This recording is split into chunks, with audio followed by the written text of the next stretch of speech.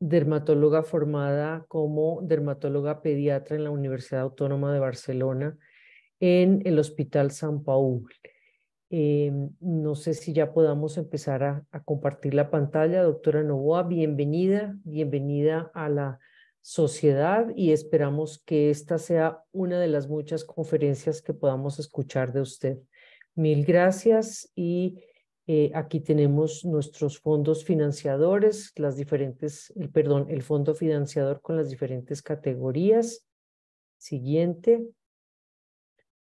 Y podemos ya compartir. Bueno, esta es la invitación antes de continuar para el próximo webinar, que es el martes 27 de junio. Es un excelente tema que deberíamos todos los pediatras y todos los médicos familiaristas y neumólogos entrar. Vapeo en niños y adolescentes, una dura realidad. Es muy interesante el tema y, por supuesto, tenemos también una expositora de lujo. Vamos a ver si podemos ya compartir la pantalla de la doctora Mónica, por favor, para dar inicio a nuestro webinar. Mil gracias. Perdón, un momento, que es que la doctora se salió. Algo le pasa en el internet de ella y ya está intentando volverse a conectar. Si es posible de golpe que te envíe a ti a la conferencia para que tú la proyectes, ¿eso sería posible, Adri, porfis?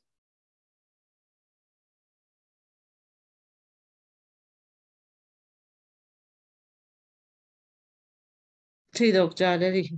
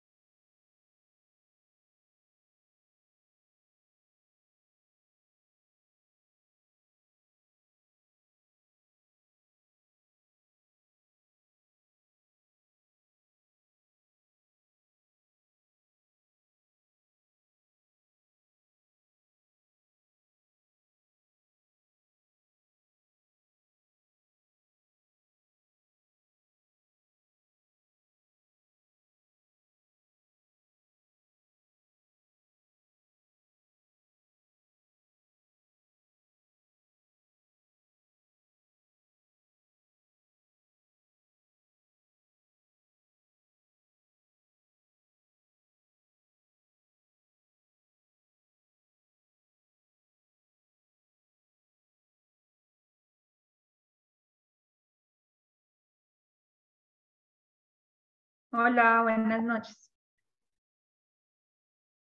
Hola, doctora, buenas noches. Ya tiene el micrófono, es todo suyo, doctora. Procedamos. Y mil gracias por estar Listo. con nosotros. Mira, acabo de mandar una presentación por si acaso, porque no sé, algo pasa con mi internet. Entonces voy a intentar compartir pantalla. ¿Listo? Entonces, Vale, dame un segundo y si no, pues Adriana que nos ayude con la presentación, porfa. correcto, doctora. Por favor, se la manda a Adriana y Adriana está lista Listo, por voy a si compartir acaso se necesita. mi Vale, mil pantalla. gracias y bienvenida.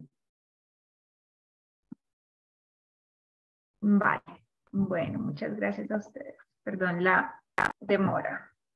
Porfa, me confirmas que ya tengas mi presentación abierta, que ya esté compartiendo la pantalla. No, señora. Vale, entonces, ¿será que Adriana nos puede ayudar con la presentación? Y yo voy hablando porque Sí, mi algo doc, pasa, no envíemela, me porfa. deja compartir la pantalla, aunque acá se supone, ya está enviada, ya te la mandé. Porfa, revisa. Bueno, mientras se pueda proyectar, voy a dejar de compartir entonces porque Adriana va a compartir, ¿cierto?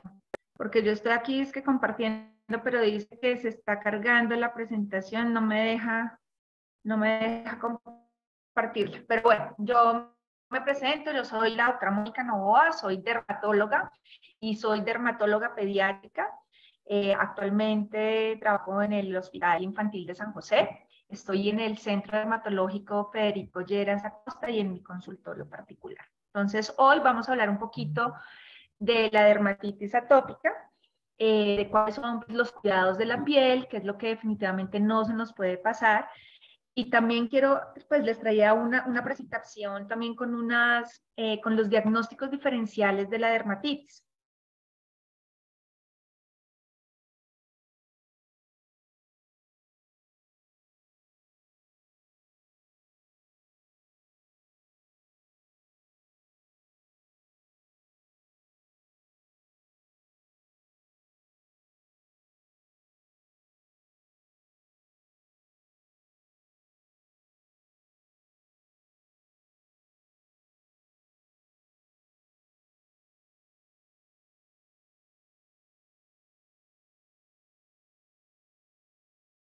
Se nos cayó la emisión de la doctora Adri.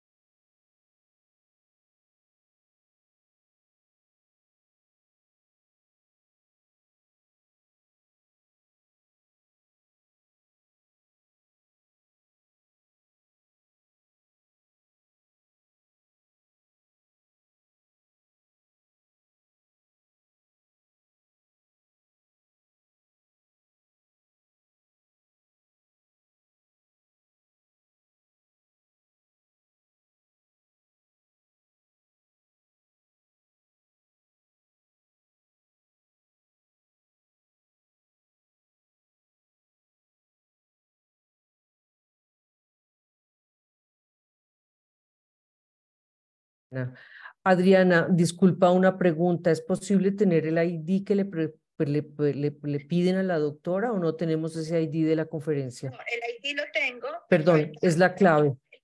Ya, El código Ya. de acceso, Adri. Un segundo. Porque de lo contrario haríamos un puente, digamos, un puente de comunicación vía mi celular. La doctora hace su conferencia y vía celular yo pongo el audio para que la audiencia pues atienda la conferencia. Cuéntame, Adri, si tenemos un ID y si no hacemos el puente, digamos, vía celular. No hay problema.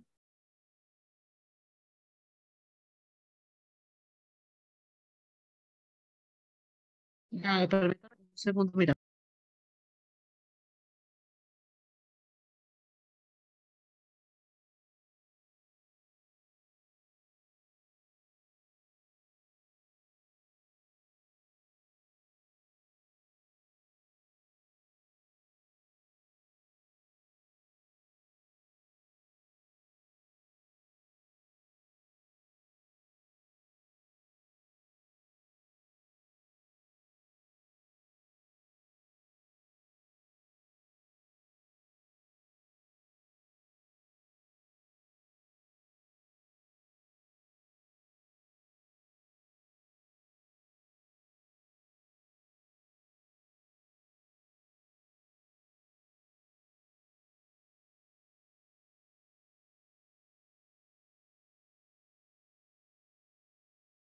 Adri, se suspendió la presentación. Ya, no, es que nos toca salir. Angélica se salió para poder mirar la clave. Un segundo y ya volvemos a compartir pantalla. Para poder mirar la clave.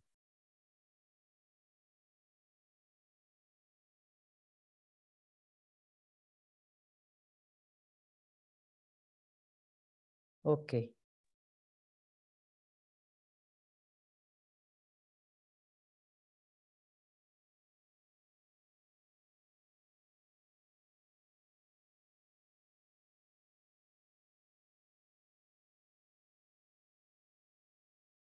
Adri, ¿pudiste ubicar la clave? Ya, un segundo, ya estamos en eso. Un segundo, por favor.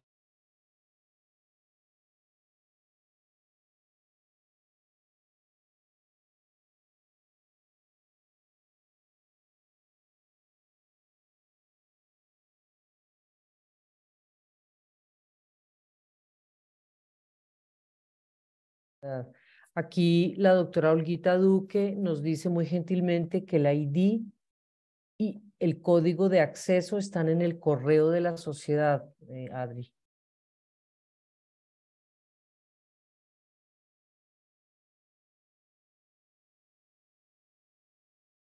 Qué pena, un tris de paciencia, la tecnología pues no es... Aquí ya, el ID, doctora Novoa, 864. Es el ID, yo ya lo tengo, Doc. Ah, o Yo sea, ya lo tengo. falta es Necesito el código de ya. acceso o la clave, Olguita Duque, porfis. Código 920999, doctora. 9209 99, por favor. Y mil gracias. Qué pena. 209 9209 99. 99. Mil gracias, Olguita Duque. Hace tiempos. Ok, ya. Voy a colgar acá, doctora. Olguita, gracias. Hace años no nos cruzábamos menos códigos y IDs, pero bueno. Listo. Entonces, si Vale. quieres, proyectemos la presentación. Ok, Adri, porfis, presentación. Ya. Qué pena. Tranquila, Permítame doctora. un momento porque me desconecté, permítame. Bueno, entonces yo, como les decía, no sé hasta dónde me alcanzaron a oír. Muchas gracias por la invitación, pues a todo el grupo de pediatras, especialmente pues a la doctora María Claudia. Yo hoy les voy a hablar de dermatitis atópica, no la fisiopatología y eso, que yo creo que ya todos estamos un poquito como al tope de charlas de dermatitis, pero pues para que más o menos sepan, vamos a enfocar la dermatitis más como desde la parte pues, de terapéutica, de lo que definitivamente no se nos puede pasar, y necesitamos hablar también de los diagnósticos diferenciales, ¿sí? Porque muchas veces no vemos mejoría en nuestro paciente y a veces es porque de pronto el diagnóstico no es de dermatitis y estamos frente a otro tipo de pacientes que pueden simular una dermatitis atópica. Aquí es importante hablar especialmente pues de todos los cuidados de la barrera cutánea, que ya vamos a hablar un poquito más en detalle, y quería mostrarles como las últimas guías de tratamiento que tenemos pues actualmente aprobadas para niños con dermatitis atópica, que son las guías pues europeas y están por salir las americanas. Bueno, entonces pues nada, quedo pendiente acá de la presentación para poder pues iniciar con la charla. Perfecto, doctora. Mil gracias. Estamos esperando a Adri que ponga la presentación. Ya está la doctora Novoa Adri Porfis. Perfecto. Maravilla. Ya va a empezar la presentación.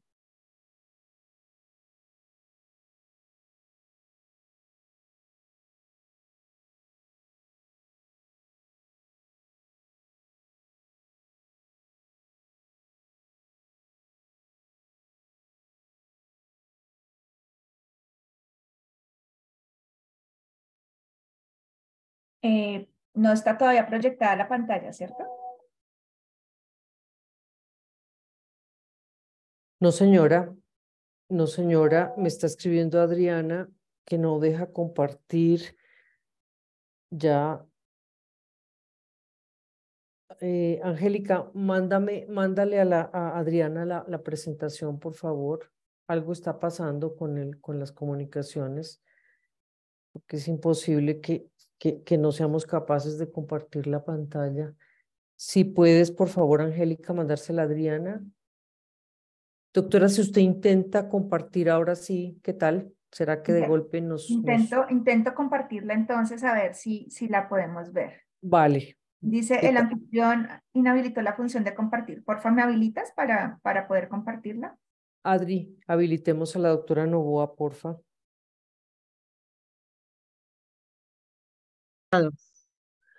¿Aló? Las feliz y bendecida tarde. ¿Quieres habilitar a Adri, a la doctora Novoa, por favor, para que ella pueda intentar compartir? Ahí está compartiendo Sandra Viviana Ya. Barrera. ¿Ya? No, ya le tengo ¿Ya el se permiso a pudo? la doctora. Ok. ¿Ya puedo compartir o vas a presentarla tú? No, ya, puede compartir, doc. ¿Sabes? Intente a ver. Bueno, Es que a vamos a mí ver. como estoy grabando no me deja.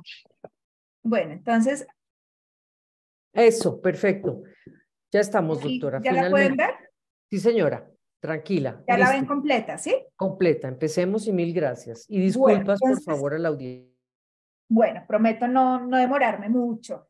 Entonces, como les decía, la dermatitis atópica, pues vamos a hablar especialmente de los cuidados de la piel y lo que definitivamente no debemos olvidar. Estos son mis conflictos de interés.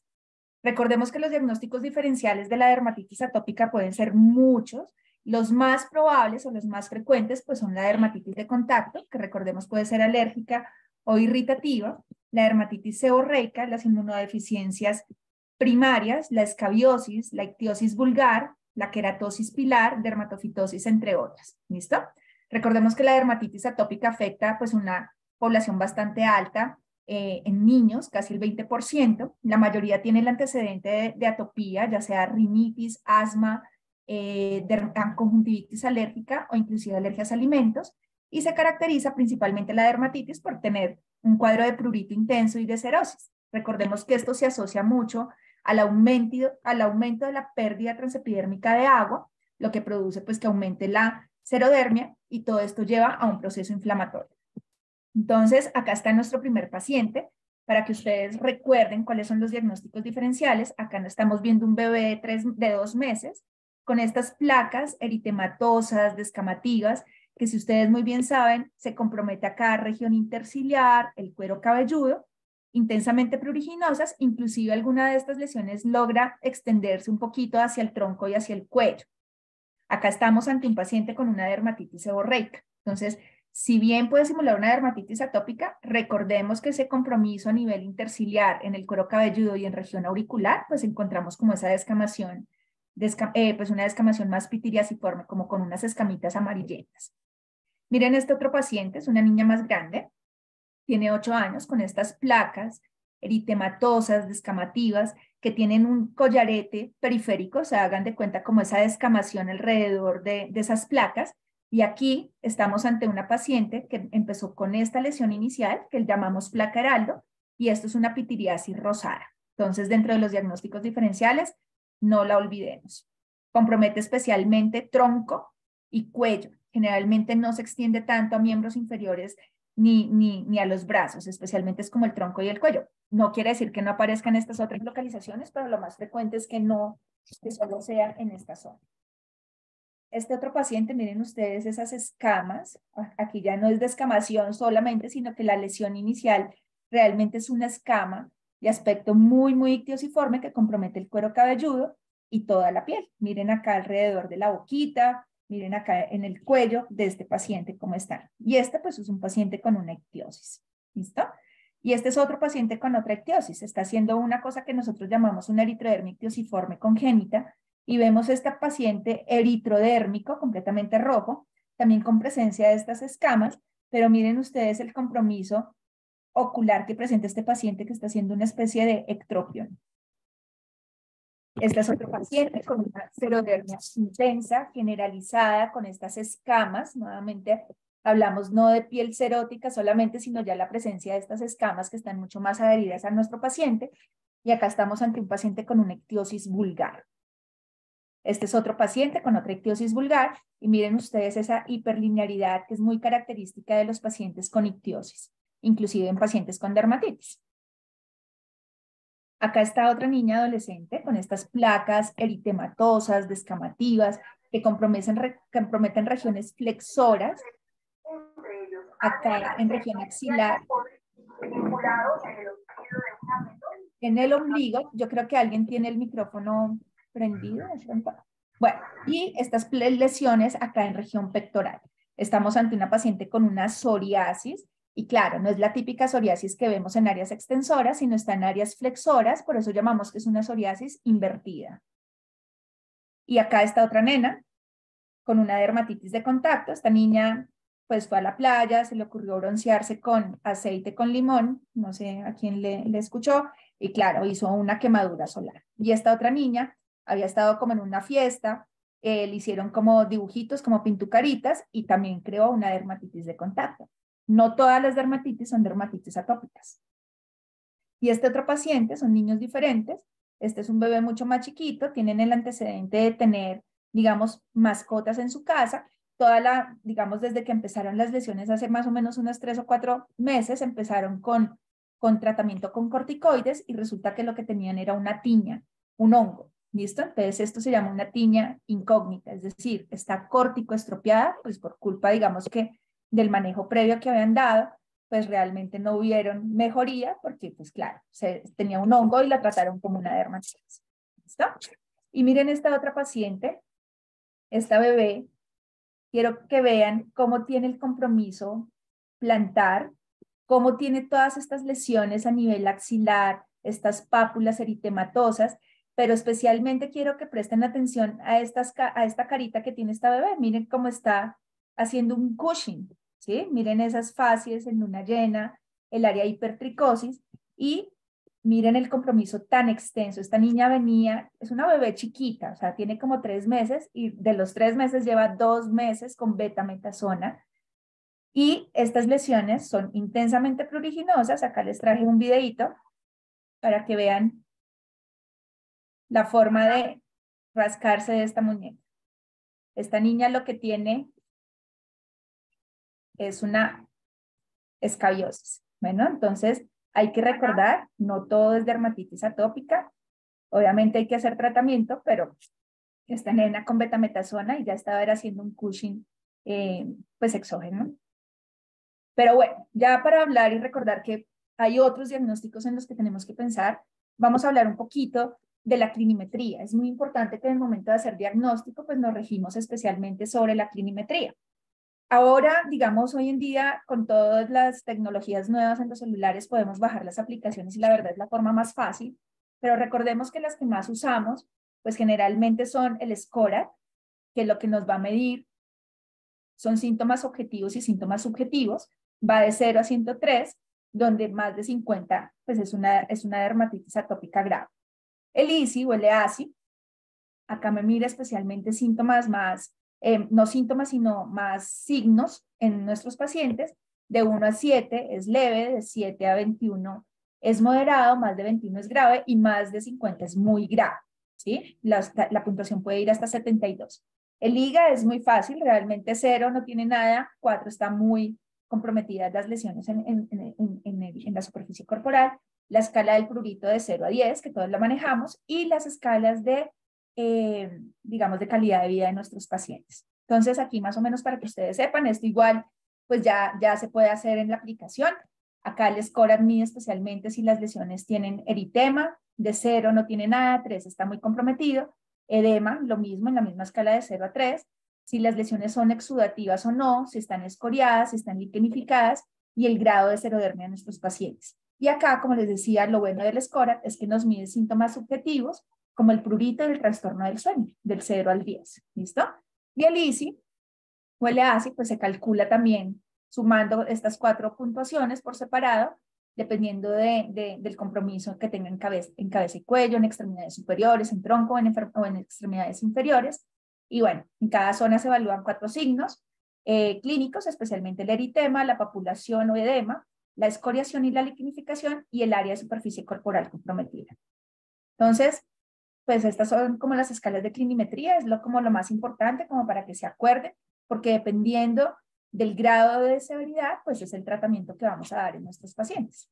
Entonces, estos son pacientes de la vida real, pacientes nuestros del consultorio, donde vemos pues estas lesiones tan extensas, tan eritematosas, descamativas, que comprometen las piernas. Miren este otro bebé con esa dermatitis tan severa, donde está pues con un prurito intenso, la foto sale inclusive así medio movida porque realmente el bebé no podía quedarse quietito. Miren esta otra forma, digamos, otro fenotipo de presentación de la dermatitis, que son áreas más liquenificadas, que son esas extensas áreas de dermatitis, donde la piel ya se ve liquenificada, se ve gruesa, se ve como de aspecto violáceo. Miren acá estas áreas de escoriación, aquí claramente no solo es el prurito, sino el ardor y el dolor cutáneo que presentan estos pacientes.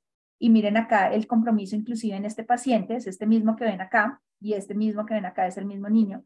Miren esas placas y esas lesiones que aquí, obviamente aquí hay que hacer otros diagnósticos diferenciales con lupus, con dermatomiositis, con 1000 otras cosas que pueden tener esta presentación tan terrible y liquenificada como el paciente que tiene dermatitis atópica. Entonces, acá están las guías, les traje esto como para que puedan con calma luego leérselas. Las guías europeas pues son como las últimas que salieron el año pasado. Y acá, pues ustedes, como les decía al inicio, el tratamiento puede variar pues, según la clinimetría del paciente, según la edad del paciente. No es lo mismo un bebé de 2, 3 meses a un adolescente o un adulto. Las comorbilidades, siempre mirar si es un paciente obeso, si es un paciente que además tiene asma, rinitis, y obviamente el entorno socioeconómico. Recordemos que no muchos de nuestros pacientes viven en ciudades, muchos vienen de pueblos, de veredas, que seguramente llegar a un tratamiento, por ejemplo, con fototerapia o cosas, pues va a ser mucho más difícil, ¿no? En el último, pues, consenso, en los consensos, tanto en las guías de práctica clínica, las europeas, las americanas, pues todos hablan de este tipo de tratamiento. Una terapia básica, un tratamiento tópico y más adelante, según respuestas o según la severidad del paciente, tratamientos con fototerapia o tratamientos sistémicos. Entonces, acá está la tabla. Esto es de las guías europeas, donde habla que la terapia básica es para todos los pacientes, ¿sí?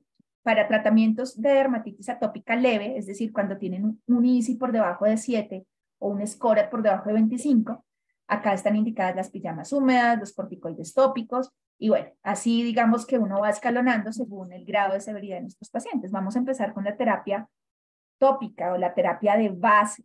¿Listo?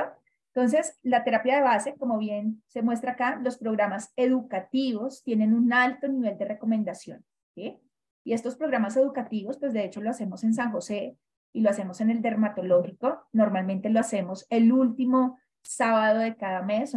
Son talleres gratis donde nosotros como dermatólogos damos unas charlas informativas, intercambiamos, digamos, experiencias, resolvemos dudas entre los pacientes y entre sus familiares, pues cuentan experiencias y la verdad es bastante interesante. No solo está el dermatólogo, trabajamos de la mano con trabajo social, con psicología, y estas terapias básicas son el pilar del tratamiento, ¿sí? Miren acá cómo el nivel de recomendación es muy alto. Acá también hablan mucho del uso de los emolientes y de evitar ciertos alergenos. Entonces, para hablar un poquito de cuáles son los factores que más disparan, pues recordemos toda la parte, digamos, del día a día, donde los papás a veces visten a sus bebés con sacos, con licras, cosas de lana que pueden disparar y aumentar esas dermatitis. El uso de los suavizantes, de los detergentes, todos estos productos químicos alteran el pH de la piel.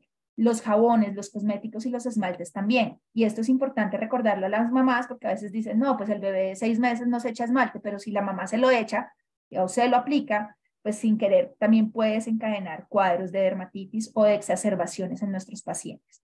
Algunas mascotas, especialmente los gatos, y los cambios de temperatura. Recordemos que los baños, siempre que recomendamos en nuestros pacientes, deben ser baños cortos, menos de 5 minutos, con agua tibia. Lo ideal es no usar jabones, sino utilizar Sindet, que son detergentes sintéticos, o simplemente sin detergentes. Y el secado siempre recomendamos que no sea frotado, sino que sea un secado suave. Los Sindet o los jabones recomendamos que tengan pHs ácidos y nada de cosas que puedan, digamos, empeorar los niveles de escoriación, como los estropajos, las esponjas, las espumas, sino simplemente la mano y ya está. ¿Listo? Adicional a eso, recomendamos que los emolientes se apliquen mínimo 2 a 3 veces al día y que ojalá esos emolientes no tengan fragancia, no tengan color y no tengan aditivos. Y lo ideal, que es un poquito difícil, pero que sean asequibles y seguros para nuestros pacientes. Digamos asequibles es porque muchos de estos emolientes pues, son muy costosos para los pacientes.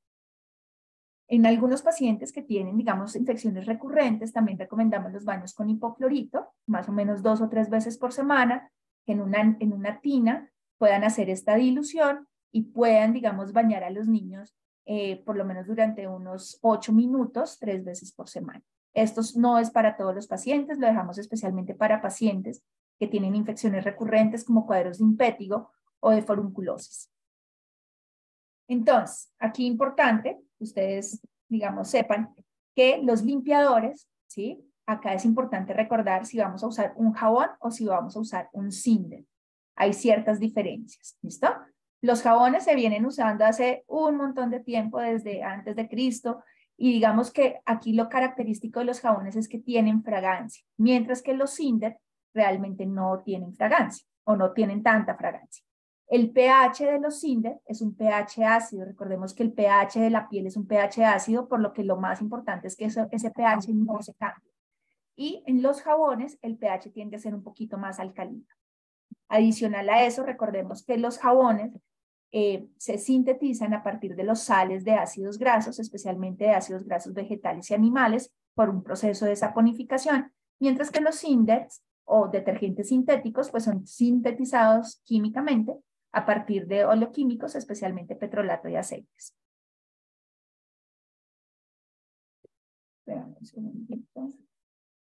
Los jabones están, digamos, compuestos por todos estos ácidos, el oleico, esteárico, palmítico, inclusive aceite de coco, palma y de oliva.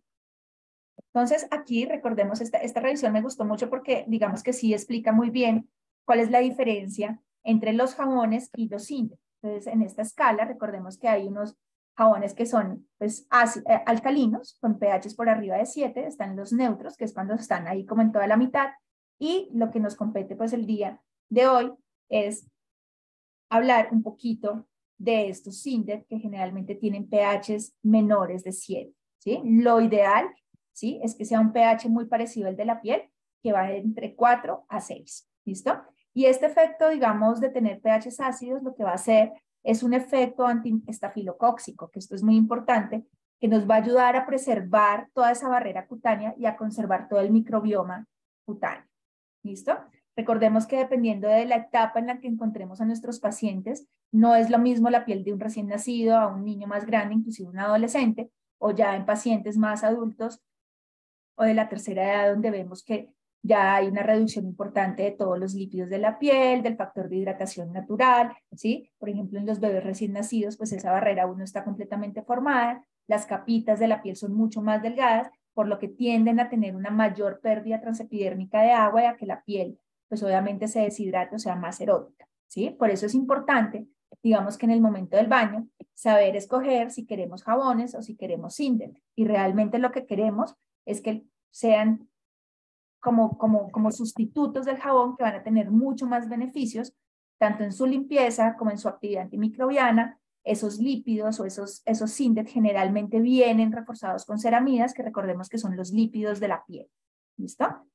Adicional a eso, pues sabemos que a largo plazo, el uso de los jabones, pues lo que va a hacer es hacer que esa piel sea un poco más escamosa, más seca, y que obviamente tenga más riesgo de eritema, de prurito y de irritación.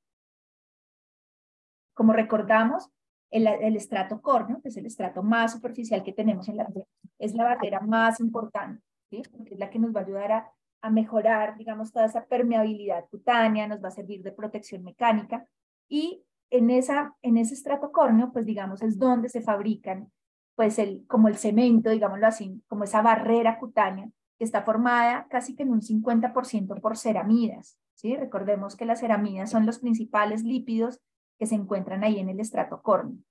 Los ácidos grasos libres lo componen más o menos un 15% y el colesterol un 25%. Para hablar un poquito de los emolientes, que era lo que hablábamos ahorita, de no podemos olvidar, ¿sí?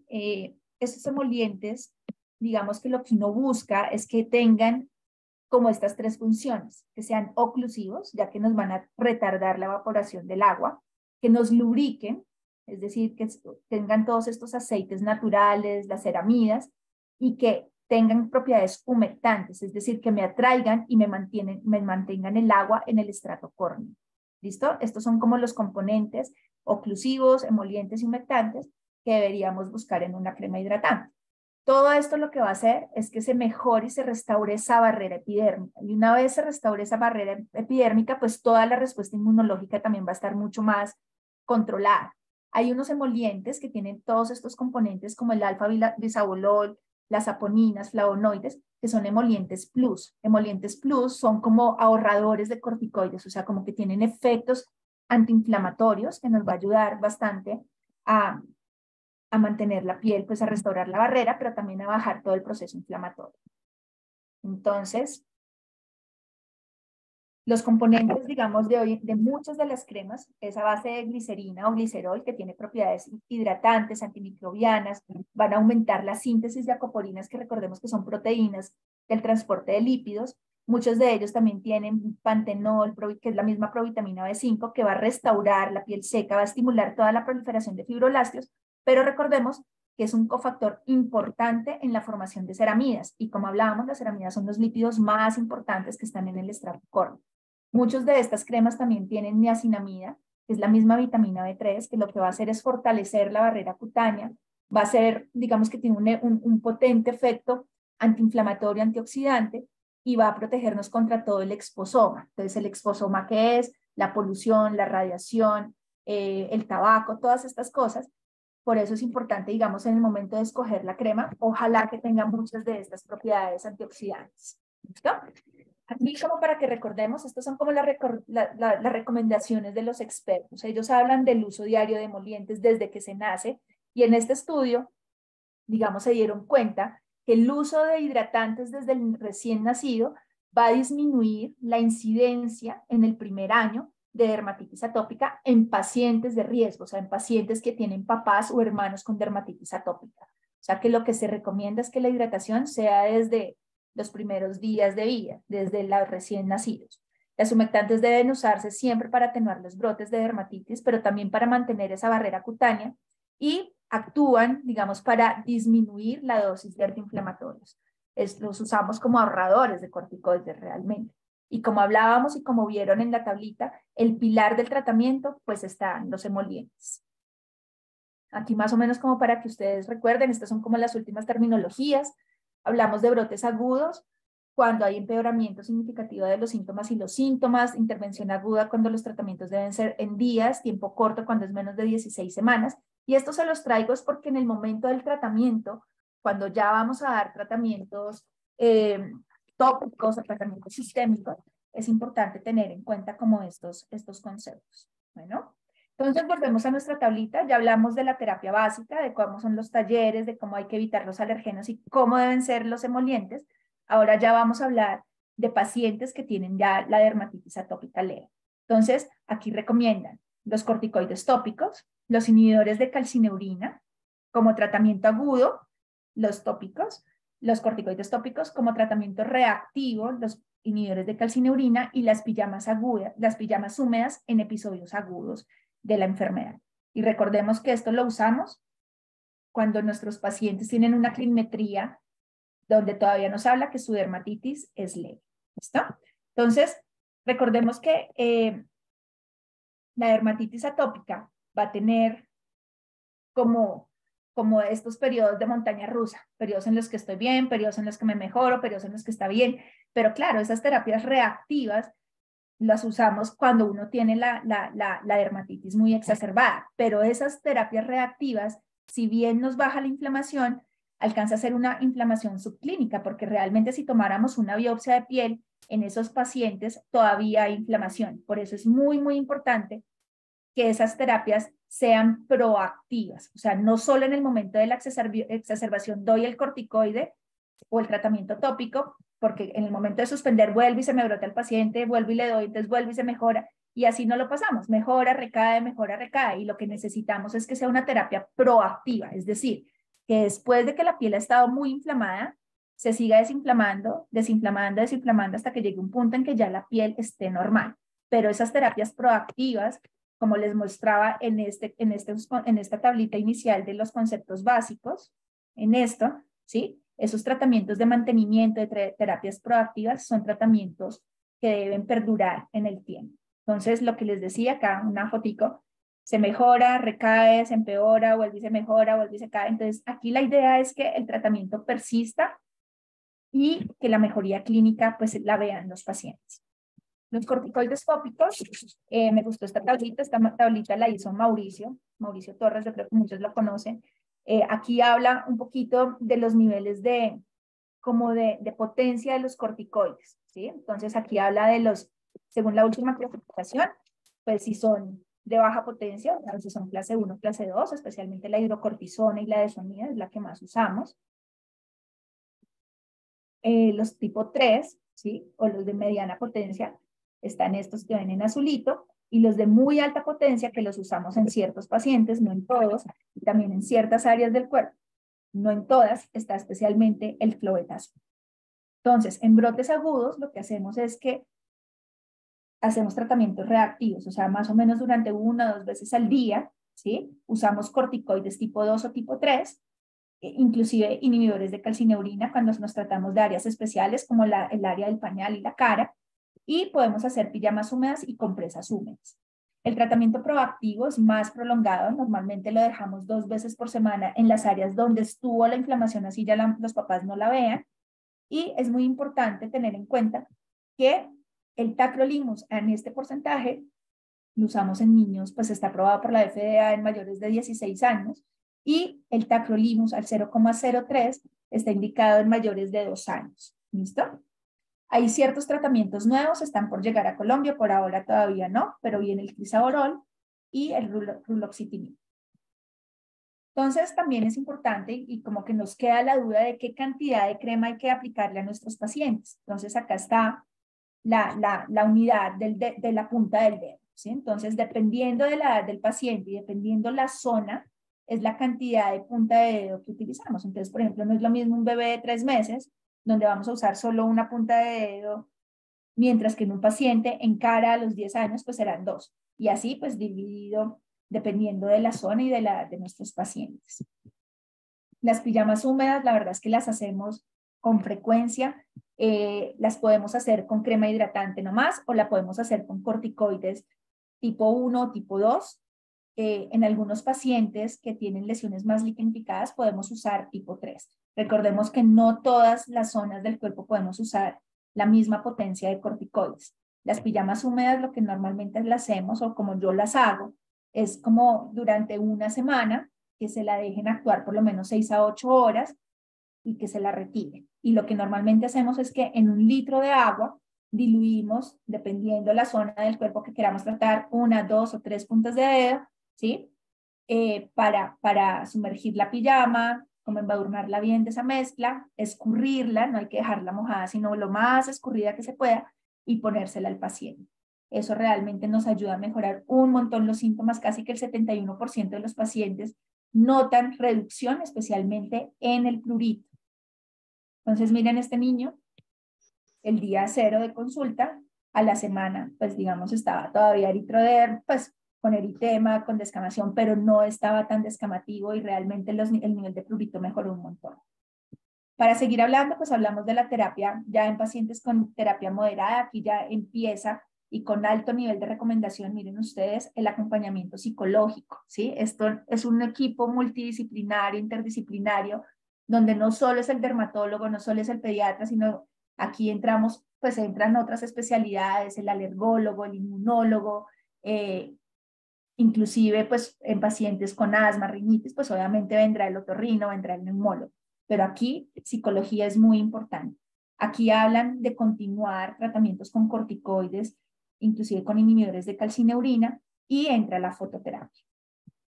Y en pacientes con dermatitis atópica severa, aquí les quiero aclarar que no es como el primero de este segundo, sino esto está en orden alfabético. ¿Listo? Ellos acá también lo aclaran. Está la ciclosporina, está el dupilumab, el upadacitinib, azatioprina y el metotrexato. Los que más recomendación tienen son los que están en verde oscuro, los que menos recomendación los de verde clarito. Entonces, pues recordemos que realmente en niños y adolescentes la dermatitis atópica pues tiene una carga alta, ¿sí? Tiene una afectación negativa en la calidad de vida, ausencia escolar, inclusive pues las opciones de tratamiento son limitadas. Muchos de estos tratamientos tienen efectos de pues, mayor riesgo de efectos adversos que pueden ser serios, y claro, como tienen recaídas recurrentes, pues también como que el uso de muchos de estos inmunosupresores pasan por uno, por otro, y la verdad es que hay falta de evidencia pues a largo plazo en muchos de estos tratamientos, digamos, de siempre. Hoy en día ya vienen nuevos tratamientos que realmente los resultados han sido bastante satisfactorios en nuestros pacientes. Entonces acá pues hay que mirar cuál es como el más apropiado en nuestro paciente. Entonces, ¿cuándo es indicación de un tratamiento sistémico? Cuando tenemos una SCORAT mayor de 50 o un ISI o un EASI por arriba de 23. Cuando hay falla al tratamiento tópico y cuando ya esto está afectando las actividades diarias de nuestros pacientes. Muy importante en las historias clínicas poner al menos 2 o 3 clinimetrías. El tratamiento siempre debe ir escalonado, no podemos iniciar tratamientos de una vez fuertes sin haber pasado por las primeras opciones que les mostré en el cuadro. En las guías europeas, pues hablan de los tratamientos que hay actualmente para la dermatitis atópica, esto en adultos, pero pues yo les traje aquí en niños qué es lo que hay. Entonces también usamos ciclosporina a esta dosis, también usamos metotrexate, la azatioprina también la usamos, y aquí algo nuevo que ha cambiado, digamos, ha revolucionado la historia de la dermatitis en nuestros pacientes, pues es el uso de biológicos. El dupilumab es una molécula que ya está aprobada aquí en Colombia, inclusive en febrero de este año ya salió aprobada para mayores de 6 años. Estas son las dosis que utilizamos, y el upadacitinib pues aún no tiene, digamos, indicación acá en el INVIMA, pero ya se está usando en Estados Unidos y en Europa en mayores de 12 años. La terapia de rescate la podemos hacer con corticoides sistémicos. Estas son las dosis que se utilizan. Recordemos que hay unos que actúan más rápido que otros. Recordemos que la ciclosporina, todos los inhibidores JAK y los corticoides actúan en 1 a 2 semanas, mientras que el metotrexate y el azatioprina pueden durar de 8 a 12 semanas en verse la acción. El dupilumab digamos que vemos una mejoría o una respuesta más o menos a las 4 o 6 semanas de tratamiento. Aquí pues recordemos, todos son cómo se deben monitorizar estos pacientes que están recibiendo estos tratamientos.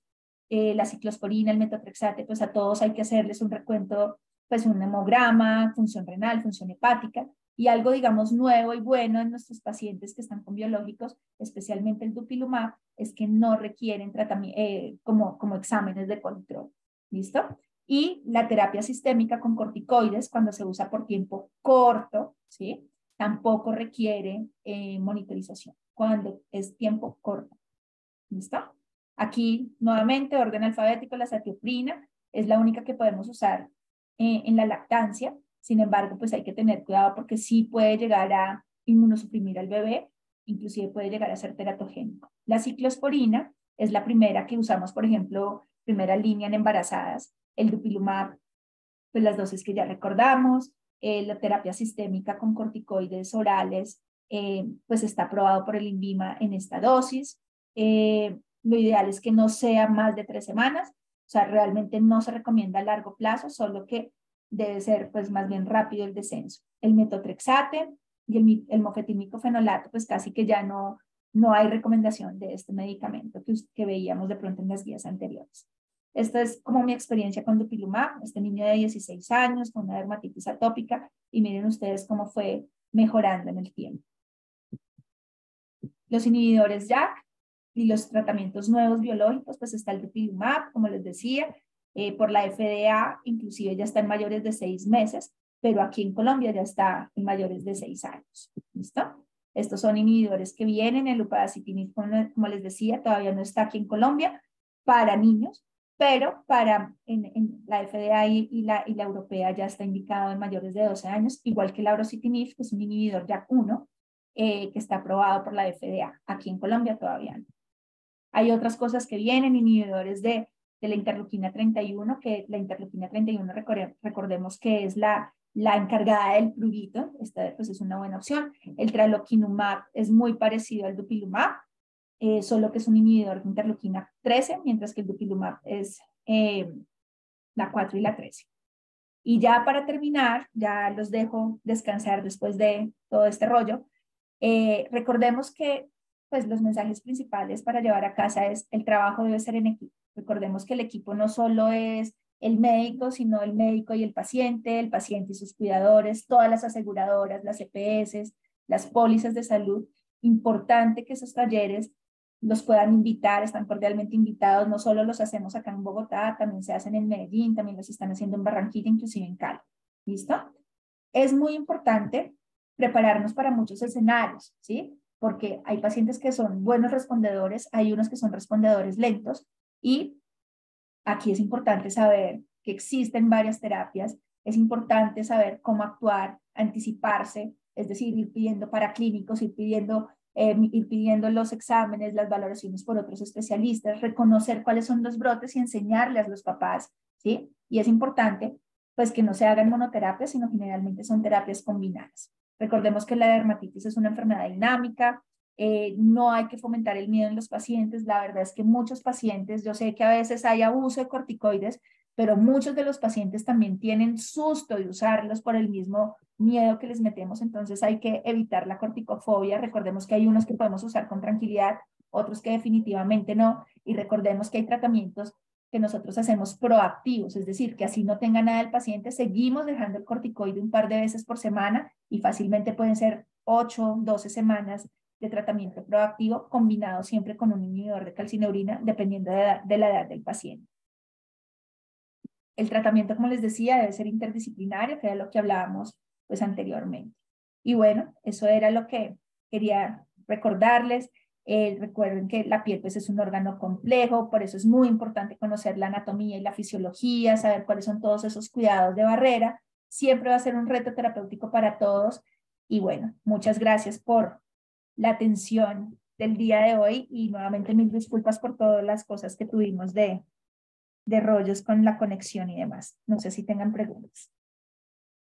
Doctora, mil gracias. Dentro del chat tenemos algunas preguntas, no sin antes pues felicitarla por esta conferencia tan agradable y tan didáctica, porque definitivamente todos hemos aprendido, sobre todo pues quienes trabajamos con estos chiquitines que nos llegan. Siempre habrá un niño en la consulta con síntomas y signos de una posible dermatitis atópica. Hay una pregunta que se hizo al principio de la conferencia, pero que sí me gustaría de todas maneras recalcar, y le agradezco mucho al doctor John Jairo Mota, que es quien la redacta, para que la doctora nos haga un ultra pequeñito resumen de cómo hacer las pijamas húmedas nuevamente, porque yo pienso que a partir de las repeticiones que se nos va a fijar el concepto, digamos, y sí me parece importante, doctora, que por favor nos cuente nuevamente cómo hacemos los pediatras para poder mandar las pijamas húmedas a estos papás. Claro, mira, no, yo lo que normalmente hago no está indicado en todos los pacientes. Recordemos que lo dejamos especialmente en pacientes con dermatitis atópicas moderadas a graves. ¿Listo?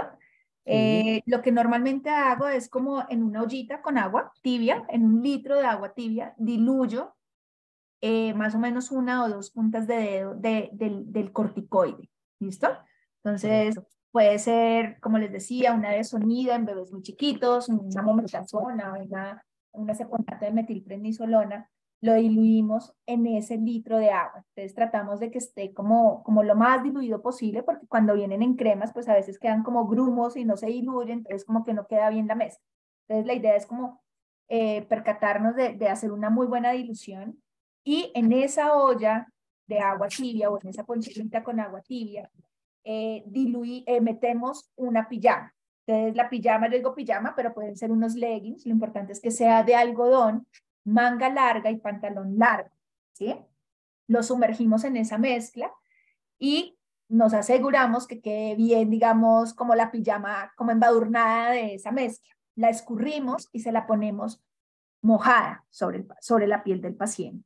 Es decir, aquí hay que también pues percatarnos si la mamá le da susto, que es en la noche y le da frío, pues entonces que la haga durante el día. Pero realmente muchos papás dicen, no, lo mejor es en la noche porque es cuando el niño pues duerme mejor, porque los síntomas realmente, especialmente el prurito, mejora mucho. Pero si a la mamá le da susto el frío de la noche, o si el chino está con gripa y les da susto ponerle ropa mojada, pues que lo hagan durante el día. Pero normalmente esa pijama húmeda debe estar durante 6 a 8 horas sobre la piel. A veces el mismo calor del cuerpo seca la pijama. Entonces yo lo que le digo a los papás es que lo que les quede de mezcla, o sea, esa agua ya mezclada donde sumergió la pijama, la pongan como en un atomizador y que le vayan como medio rociando ciertas áreas de la piel donde está, digamos, como ya más sequita la pijama. No debe estar mojada, pues que escurra agua y gotas por donde pasa el niño, no, ¿sí? O sea, es una pijama húmeda, realmente no mojada, porque pues tampoco es la idea que esté tan mojada, ¿listo? Entonces, pero eso normalmente yo lo hago durante una semana. Generalmente mi esquema de tratamiento son 5 semanas, depende obviamente del paciente, pero lo que yo hago es que en la primera semana la hago en pijamas húmedas, la segunda semana le pongo el corticoide directo en las lesiones todas las noches. Realmente yo con una aplicación al día considero que es suficiente, tenemos menos efectos secundarios y la verdad es que no hay, digamos, los estudios no muestran como una mayor diferencia si la pones 1, 2 o 3 veces al día respecto a la respuesta clínica, pero sí tienes más riesgo de hacer otros efectos. Entonces, yo generalmente lo pongo solo una vez al día y como les decía, la primera semana pijamas húmedas, la segunda semana todas las noches directa en las lesiones y las últimas 3 semanas es cuando hago mi tratamiento proactivo de más o menos 2 veces por semana, ¿sí? Puede ser lunes y jueves. En algunos pacientes, los días que no les pongo el corticoide, les pongo pues el tacrolimus. Entonces hagan de cuenta que el lunes y jueves corticoide y martes, miércoles, viernes y fines de semana el cromos, ¿sí? Es como lo que yo normalmente hago en pacientes, pues obviamente que tienen dermatitis muy graves. Perfecto, doctora, mil gracias. Hay otra pregunta de la doctora Carolina Bustos que dice, buenas noches, doctora Mónica. ¿Tiene pacientes menores de 6 años en tratamiento con dupilumab? ¿Cómo Sí. ha sido su experiencia? ¿Cuánto tiempo llevan de tratamiento y cómo desescalonar? Mira, sí tengo pacientes. Recordemos que acá en Colombia, hasta febrero de este año, o sea, estamos hablando de 4 meses para acá, está indicado en mayores de 6 años. Cuando estaba, digamos, por arriba de los 12 años, igual teníamos pacientes pues chiquitos, pero sí, mis pacientes más chiquitos, el más chiquito tiene como 1 año y medio, y hay otros como de 2, 3 añitos que están con dupilumab. Y lo hemos usado, obviamente es un poco difícil que te lo autoricen los seguros, las EPS, entonces generalmente pasan por junta médica, ¿sí? Entonces lo hacemos en el hospital, hacemos una junta con los dermatólogos y pasamos el caso. Muchas veces hemos tenido que reunirnos directamente con la EPS, la aseguradora del paciente, y cómo explicar el caso y por qué estamos usando ese medicamento. Inclusive no solo el dermatólogo, sino también alergología generalmente está con nosotros en estas juntas en algunos pacientes. Sí, generalmente yo he tenido muy buena respuesta, la verdad es que me va muy bien con el tratamiento. Es un tratamiento seguro en niños, inclusive por arriba de 6 meses. Ya hay estudios y de hecho en Estados Unidos está aprobado en mayores de 6 meses. Generalmente, como les decía, los tratamientos son escalonados cuando hay comorbilidades, cuando ya ha pasado por otras terapias. Si tiene la indicación, pues tiene la indicación y no deberían negarlo. Pero como les digo, hay que pasar por junta médica. Muy buena respuesta clínica, la verdad me ha ido muy bien con el dupilumab. La pregunta también nos dice cuánto tiempo llevan y cómo desescalonar. Ya deben llevar por lo menos unos 6 meses, el otro llevará unos 4, y la verdad es que no hago el descenso porque pues sabemos que las dermatitis atópicas, generalmente muchos de estos niños se acompañan de asma o se acompañan de esofagitis eosinofílica, o muchos de ellos tienen pólipos nasales, ¿sí? Entonces digamos que desde la parte de dermatología, yo, dependiendo de cómo va la clinimetría, puedo pensar en desescalonar, pero de entrada no, ¿sí? Generalmente cuando pienso en desescalonar, lo hago más en adolescentes, ¿sí? Que uno sabe que, pues digamos, no es que uno se mejore 100%, pero la mejoría clínica en muchos de los pacientes es casi del 60-70% de los pacientes en la adolescencia tienden a ir mejorando en su dermatitis. Entonces uno podría eventualmente jugar con la dosis, pero la verdad los estudios no hablan de desescalonar, y una vez uno inicie ese medicamento, seguramente va a ser un medicamento para largo plazo, ¿sí? En adultos, por ejemplo, no se descalona, o sea, no se cambia, ¿sí? A menos que llegue un punto en que no se mejoró y lo tengas que cambiar a una terapia ya. Pero, por ejemplo, en adultos no, pero en adolescentes y en niños creería que la historia está por escribirse, porque muchos de estos pacientes sí tienden a ir mejorando, no solo con el medicamento, sino que la historia natural de la dermatitis tiende a ir mejorando en el tiempo en muchos pacientes. Mejorando, no decir que se va a curar, pero sí se mejoran muchos. De acuerdo, doctora, mil gracias. Hay aquí un pronunciamiento de la doctora Sandra Viviana Barrera Martínez que dice: excelente revisión, doctora Mónica, muy integral y didáctica. Gracias por su tiempo y la dedicación en realizar esta exposición. Y hay 2 preguntas que la voy a resumir en una sola porque básicamente tiene el mismo enfoque. El doctor John Jairo Mota y la doctora Ángela Solano dicen: por tratarse de una enfermedad crónica y de manejo prolongado y costoso, ¿qué tipo de emolientes recomendaría? Mira, esa pregunta es un poquito difícil porque, claro, no vamos a dar nombres comerciales, pero yo les digo, a mí que me ha funcionado, o sea, a veces los pacientes llegan con cremas hidratantes comerciales con muy buena respuesta. Hay pacientes que hacen una mezcla de vaselina con aceite de coco y les va súper bien. Ahora el que la vaselina lo brota, ¿sí? Pero digamos que lo que no busca en un emoliente es que no huela rico, o sea, productos de bebé que le regalaron en el shower a la mamá y el perfume y la cosa, o sea, nosotros realmente cosas ni con color ni con perfume utilizamos. Las cremas hidratantes, yo le digo a los papás que eso es como darle comida a la piel. ¿Sí? Hay que darle desayuno, almuerzo, comida, 11 nueces, ¿sí? Porque muchas veces, 1 o 2 veces al día, pues no es suficiente. Así la crema hidratante sea la mejor crema del mundo, así diga que tiene todas las ceramidas del mundo, así diga que tiene estudios en atópicos, ¿sabes? Porque realmente en un niño atópico que no se hidrate, así yo le ponga 1000 corticoides, le quite la lana, si el niño no se hidrata, no se mejora. Inclusive con las nuevas terapias, si no se hidrata, no se mejora, ¿sí? Muchos pacientes creen que, no sé, el dupilumab, que es una maravilla, ¿sí? Si el niño no se hidrata, la probabilidad de que se mejore, pues realmente es mínima. O sea que acá la función de barrera es muy importante. Las cremas hidratantes también es importante preguntarle a los papás en el momento, pues digamos, de la historia clínica de la anamnesis, es cuántas veces al día le aplican la crema, ¿sí? Entonces a veces muchos papás dicen, no, yo se la pongo 5 veces al día, pero cuando uno le pregunta, ¿usted le pone la crema en toda la piel o solo en el brazo, que es donde tiene la dermatitis? La mayoría dicen solo en el brazo donde tiene la dermatitis. Entonces ahí hay que enseñarles, digamos, a los pacientes que la crema hidratante va desde la cabeza hasta el dedo gordo del pie. ¿Sí? O sea, la crema hidratante es en toda la piel porque realmente los niños atópicos tienen inflamación en toda la piel. O sea, si uno toma biopsia de una pierna donde no tiene nada, la probabilidad de que tenga dermatitis y que tenga inflamación microscópica es del 100%. Entonces, acá sí vale la pena que la crema hidratante sea varias veces al día y que no bajen la guardia, ¿sí? Porque muchos papás y casi que hasta uno, ¿sí? Cuando se ve bien de algo, pues ya, ¿sí? No se toma el medicamento, no se pone la crema las 3 veces, sino solo una vez. Entonces es difícil. Saber cuál es la que más le funciona a un paciente es difícil porque no es lo mismo el que vive en Bogotá, que es un clima muy seco, al que vive en Girardot, ¿sí? Que es un clima muy húmedo y muy donde los pacientes no les gusta ponerse la crema porque se van a sentir que se les pega todo, que sudan más, que se acaloran más.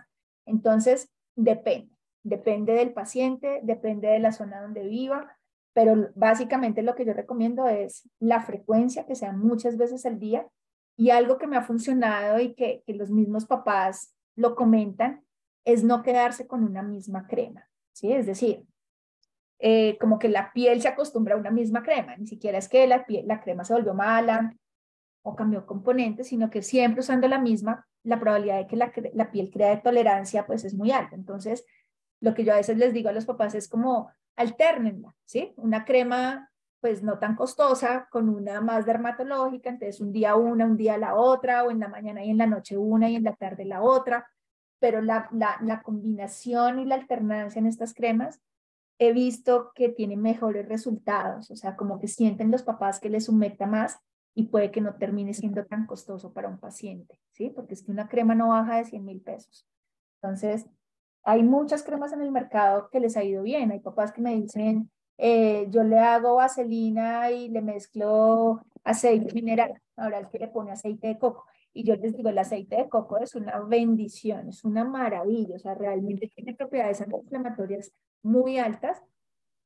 Y bueno, lo que pasa es que el aceite de coco también termina siendo un poquito costoso para los pacientes. Pero el aceite de coco va bastante bien. Pues Y perfecto, pues si me doctora. permites dar cremas, yo te doy nombres de cremas, pero pues ya No luego nos te digo, permiten, pero doctora. dale, pues perfecto. Entonces Gracias, la muy dejamos amable. ahí. No nos es permitido, pero ya sabemos cuál es digamos, el concepto general que se puede tener en cuenta y en nuestros pacientes, pues, de escasos recursos, podemos empezar, digamos, con su vaselina, con su mezcla con aceite mineral o aceite de coco eventualmente y pues empezar a escalonarlos, digamos, desde ahí. No sé si en el auditorio hay alguna pregunta que no se haya puesto en el chat y que quieran hacerla vía micrófono. Si no, daríamos por terminado el webinar. Si hay alguien que quiera conversar algo, algún aporte, alguna pregunta adicional. Bueno, pues parece que no hay más. Doctora Mónica Novoa, mil Muchas gracias por su gracias. súper No, clarísima a conferencia. ustedes. Hemos todos aprendido maravillosamente.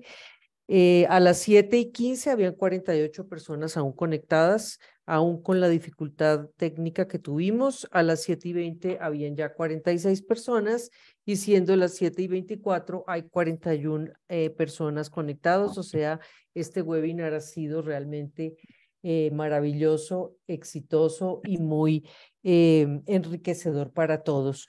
No olviden que dentro de 8 días vamos a hablar de vapeo y es muy importante que nos acompañen. Mil gracias y que todos tengan una feliz noche. Chao, chao. Muchas gracias, que les vaya muy bien. Hasta luego. Doctora, un abrazote. Mil gracias. Vale, sí, señora. Gracias a ti. Que les vaya Chao. bien. Chao.